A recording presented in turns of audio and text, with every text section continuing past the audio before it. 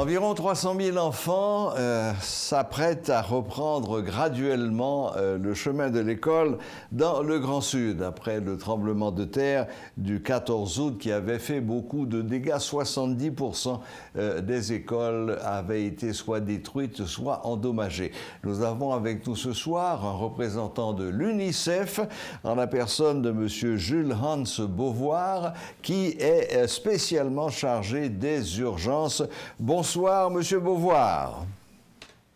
Bonsoir, M. Serge. Merci de m'avoir accordé cette opportunité de parler de l'UNICEF dans le Sud. Bon, rentrée scolaire qui se fait graduellement, comme on a dit. Les dégâts ont été énormes. Plus de 70% des écoles ont été soit endommagées, soit détruites. Comment avez-vous trouvé la situation? La situation n'est pas différente de ce qui est présenté dans les journaux. Il y a beaucoup d'écoles qui ont été détruites. Comme vous dites, plus de 70% des écoles sont soit détruites, soit complètement fissurées aussi. Donc, l'Éducation nationale a fait la réouverture le 4 octobre au niveau d'une école qui n'est pas complète, qui n'a pas été fissurée, École Sainte-Anne au niveau du Sud. Ils ont fait ça aussi au niveau de la Grand'Anse et des NIP. Donc, il n'y a pas une grande avarie de beaucoup d'enfants qui sont allés à l'école parce que ce jour, au niveau du Sud, au niveau des cas, il y avait une pluie. Donc, certaines écoles n'ont pas pu ouvrir leurs portes. Et il n'y a pas beaucoup d'écoles aussi qui ont été construites après le tremblement de terre.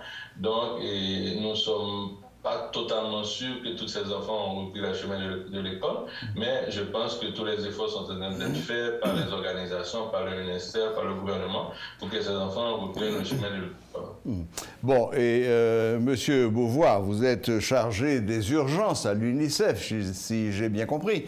Maintenant, qu'est-ce qui est fait? Parce que 70% des écoles détruites, ça ne se reconstruit pas en 2 jours. À quel point est-ce qu'on en est au point de vue de la reconstruction ou de la réhabilitation des écoles qui ont été endommagées? En fait, au niveau du département, il y a la table sectorielle éducation. Il y a le secteur éducation qui est dirigé par le gouvernement à travers son directeur départemental et appuyé par les partenaires financiers et techniques. Et ils ont élaboré un plan pour voir comment adresser la rentrée scolaire. Donc, ils ont fait un inventaire des écoles qui étaient détruites, fissurées, ce qu'ils appellent rouge, jaune, vert. Et avec ce plan, ils ont partagé avec les partenaires pour voir quels partenaires qui peuvent les aider. Le gouvernement est en train, à travers le Fonds national d'éducation, de reconstruire 15 écoles. Le plus grand lycée de la ville d'Eka et Philippe Guerrier, ils ont entamé la construction. UNICEF, et à travers certains partenaires aussi, sont en train de construire des écoles. Ils ont commencé mercredi dernier. Les travaux avancent. Et pas à grands pas, mais les travaux avancent graduellement au niveau des 3 départements. Donc, il y a d'autres partenaires aussi qui interviennent pour la construction des écoles, donc bien entendu sur le leadership du gouvernement. Et certains partenaires aussi sont en train de distribuer des kits scolaires aux élèves qui sont retournés à l'école. Mais le ministère aussi a développé une stratégie assez intéressante. Ce qu'ils ont fait, les écoles qui sont vertes, c'est-à-dire les écoles qui n'ont pas été détruites, on les a sollicitées pour qu'ils hébergent d'autres écoles.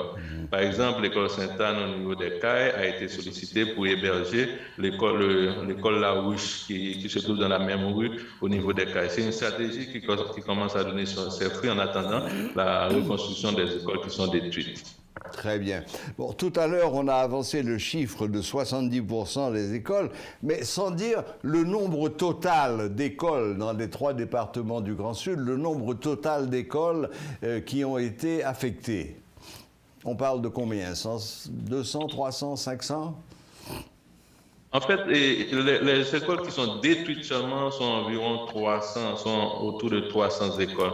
Mais l'évaluation, c'est quelque chose qui continue parce que c'est une évaluation qui a été faite immédiatement après le tremblement de terre avec le support, avec le ministère de l'Éducation nationale et le support de l'UNICEF et d'autres partenaires. Donc, ce chiffre va augmenter au fur et à mesure. Et si vous regardez le premier rapport, vous allez voir environ 300 écoles détruites et le reste fissuré et des écoles vertes. Donc, ne vous étonnez pas demain que le chiffre passe de 300 à 305, 310, etc. parce que c'est un inventaire évolutif. Donc, pour le moment, on est autour de 300 écoles détruites complètement. Bon, alors maintenant, venons un petit peu à votre domaine, l'UNICEF. Concrètement, dans quelles actions particulières s'engage l'UNICEF dans le Grand Sud? L'UNICEF et dans tous les pays du monde, on travaille en support au gouvernement. En période d'urgence, on a des secteurs et ce qu'on appelle clusters et qu'on donne à l'UNICEF pour supporter. Et nous supportons, nous appuyons avec le gouvernement ici parce que la crise actuelle, elle est dirigée par le gouvernement comme le lead. Nous appuyons dans le secteur éducation. Et nous participons dans des réunions, nous faisons la formation, nous les aidons dans la gestion de l'information aussi. Et nous appuyons aussi également le secteur protection de l'enfant avec l'Institut bien-être social dans les 3 départements. Nous travaillons conjointement dans le secteur eau et assainissement avec la DINEPA. Au niveau du Sud, on travaille avec l'OREPA. Donc, nous travaillons aussi avec le secteur nutrition. Donc, ce sont les gros secteurs où nous intervenons comme co-lead ou bien, si vous voulez, co-facilitateurs de ces secteurs. Mais également, nous intervenons dans le domaine de la santé. Actuellement, nous avons 24 cliniques mobiles qu'on est en train d'appuyer dans les 3 départements. Ces cliniques mobiles ont permis à la population d'avoir accès aux soins de santé primaires, donc aux services de base dans les départements, parce que beaucoup de centres de santé aussi ont été détruits. C'est ça, oui. Oui, bien sûr, tout a été détruit. Très bien, eh bien, écoutez, magnifique. Mais vous dites vous intervenez comme formateur ou surtout sur le plan financier? UNICEF, on est un partenaire technique et financier. Technique et financier. Par exemple, le premier jour, le deuxième jour du tremblement de terre, le 15, on était déjà sur le terrain à côté de la Direction générale de la protection civile pour faire un inventaire, pour faire une évaluation et des dégâts. Donc, on a une équipe urgence qui intervient rapidement. Immédiatement, on était déployé sur le terrain avec le gouvernement et avec la Direction générale de la protection civile. On intervient aussi des fois directement. Par exemple, la même semaine, on a distribué des kits d'hygiène, on est parti avec les acteurs et les organisations non gouvernementales et les organisations locales pour donner l'accès et au moins au minimum des kits d'hygiène à la population vulnérable. On intervient aussi avec la DINEPA en les fournissant des matériels techniques, en mettant un peu de l'argent. On met aussi du staff qui les aide dans la gestion de l'information et des formateurs. En fait, on adresse les différents aspects de la gestion d'une crise. Depuis la fourniture des services et la formation, les matériels, et on va sur le terrain aussi avec les acteurs, que ce soit gouvernementaux ou associations et non gouvernementales. Magnifique. Bien, si je puis me permettre, Monsieur Beauvoir, je peux vous dire qu'à titre personnel, j'ai une admiration profonde et totale pour le travail que vous faites, non seulement en Haïti, mais dans le monde entier.